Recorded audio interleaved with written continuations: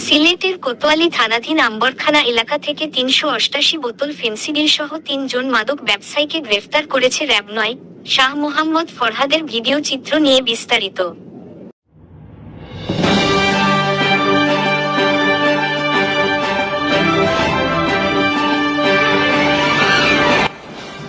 আপনারা দেখছেন বাংলাদেশ পরিক্রমা, বস্তুনিষ্ঠ সংবাদে আমরাই সর্বক্ষণ সচেতন।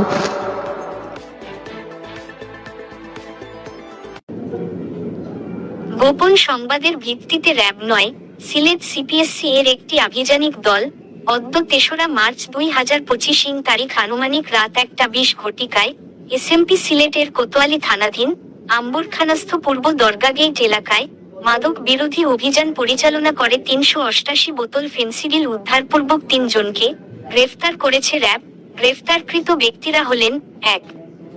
অলিউর রহমান পারভেজ ৩১, পিতা মঞ্জব আলী যে সঞ্জব আলী, সাং রাজনগর হাট নবীগঞ্জ, থানা নবীগঞ্জ, জেলা হবিগঞ্জ। ২.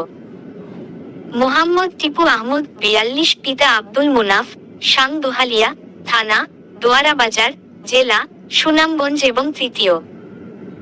রতন বিশ্বাস ২০, পিতা ধরণী বিশ্বাস, সাং বিলাজুর, থানা কোম্পানিগঞ্জ, জেলা সিলেট। এই সময় মাদক বহনের কাজে ব্যবহৃত তাদের সাথে থাকা একটি ট্রাক ও একটি সিএনজি চালিত অটোরিকশা জব্দ করা হয়। প্রাথমিক জিজ্ঞাসাবাদে স্বীকার করে তারা পেশাগত মাদক ব্যবসায়ী। পরবর্তী আইনগত ব্যবস্থা গ্রহণের লক্ষ্যে গ্রেফতারকৃত ব্যক্তিদের বিরুদ্ধে মাদকদ্রব্য নিয়ন্ত্রণ আইন ২০১৮ এর সংশ্লিষ্ট ধারায় মামলা দায়ের পূর্বক গ্রেফতারকৃত ব্যক্তিদের ও জব্দকৃত আলামত এসএমপি সিলেটের কোতোয়ালি থানায় হস্তান্তর করা হয়েছে।